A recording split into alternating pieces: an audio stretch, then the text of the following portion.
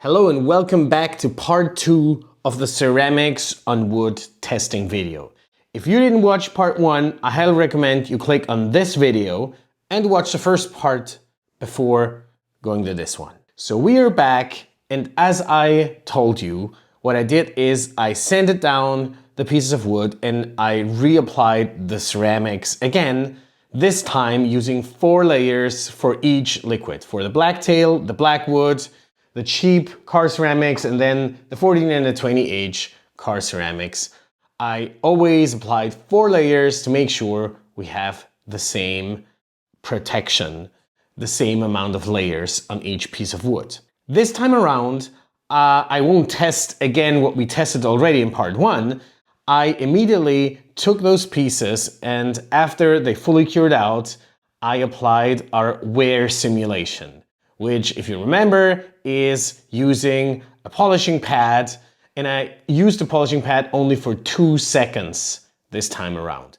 Because I figured maybe 2 seconds is not enough and I can increase it. But if I go immediately to 5 or 6 seconds and I figure out, oh, like the protection is already gone, I need to reapply all of that stuff again, and that's really boring and labor intensive. So I already rubbed them with a polishing pad for 2 seconds, and here is a picture showing how they looked. After those 2 seconds, you see they all look fine.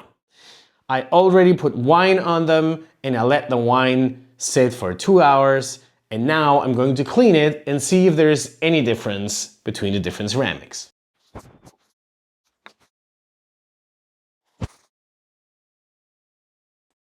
Okay, here's the thing. First I thought everything's fine, there are no stains, and I took a picture, and as you see here, it all looks fine. Then I took the piece of wood and I held them against the light. And with the light, with the reflection, you see a little stain on all of them. And I show it to you here in close-ups.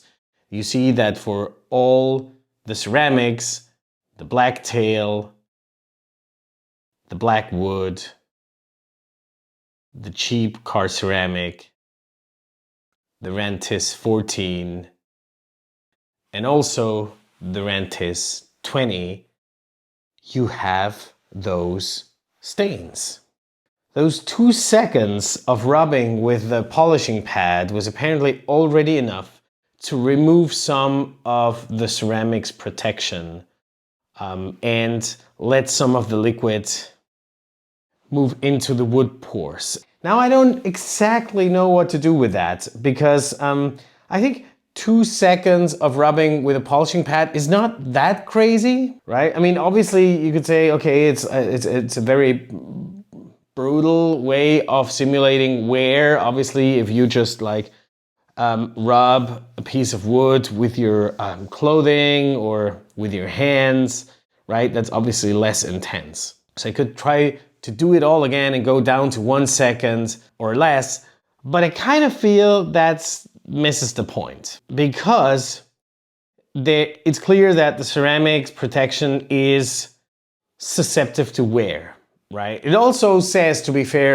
in the instructions, that it wears off through time and you need to reapply the protection. It seems like there is no real difference between the different ceramics products. They all are susceptible to wear, they all protect from liquids, but after a while it will wear off. So I don't see a real difference between the more expensive ones that are made for wood, the blacktail or the black wood, between them and the car ceramics. Now there might be other effects, other things, other disadvantages of the car ceramics one. I don't know, maybe they eject more toxic fumes, or maybe after a while they start cracking up. It starts cracking up and looking really ugly, and the wood one's not. I mean, I don't know what is special about the ceramics made for wood compared to the ceramics made for cars. So here, that's kind of where my wisdom ends, because I am not an expert in ceramics or chemistry or these kind of things. From a purely superficial perspective, I think you can use car ceramics on wood without at least any apparent concerns. I don't know. I'll see if I will start using also car ceramics or not. I didn't take a final decision yet. But this entire topic brings up a completely new piece of conversation, which was triggered through my last video, which was that some of my viewers said that they're not totally bought into the ceramics story that everybody is now crazy about. And there were like two main areas of concern. One is, what if you have a piece that is damaged and you need to reapply, you need to repair basically your workpiece? And here I have one anecdote that I can tell you about, which is a couple of months back I posted a video making a bog oak dining table, and I did apply the Blacktail Studio ceramics on it. Now, this table got damaged, and I don't exactly know why, but and how.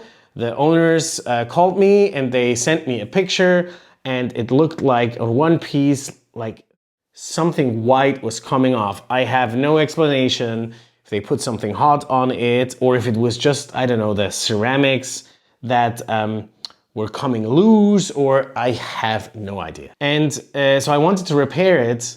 And what I did is I sanded this spot down, and then I reapplied Rubio Monocoat, and it was visible. And then I reapplied all the layers of ceramic coating, and it was still visible and ugly. I was not able to repair it the same way I normally repair when I use Rubio Monocoat only, because that's really easy, right? If you have any stains, you just, you know, like if you use Rubio Monocoat, you know how easy it is to repair. So that didn't work out. The owners of the table decided to return the table. But that has nothing to do with that. I would have been able to sand everything down and then reapply everything and make it nice again. And I will actually do that and sell it to someone else. But so I am also a little bit skeptic when it comes to the ability of woodworkers to repair those workpieces if you have a layer of Rubio, and then in the case of Blacktail Studio, you have like 2 layers of hardener, 2 layers of top coat. Now something gets damaged. How do you do that without it being visible? Clearly just sanding down a little bit and reapplying didn't work. So that's one area of concern. And then the second one is that the question about toxicity. Are we introducing something in our household that has some toxic properties that are not healthy? And there's a lot of conclusive information around about that. So I have no opinion about it. I don't know if this is toxic or not. But there is another question, which is like, if we're talking about like water resistance, right? There are other more traditional means of increasing the water protection of your wood. One is, for instance, like beeswax, which is much more natural than ceramics. And what about those properties? Are we maybe introducing something unnecessarily chemical and toxical into our households that we could actually solve in another way?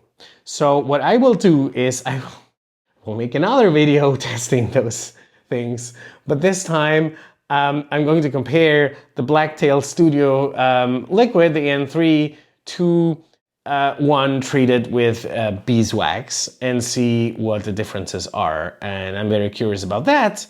Yeah, hang in there. This is an adventure that continues.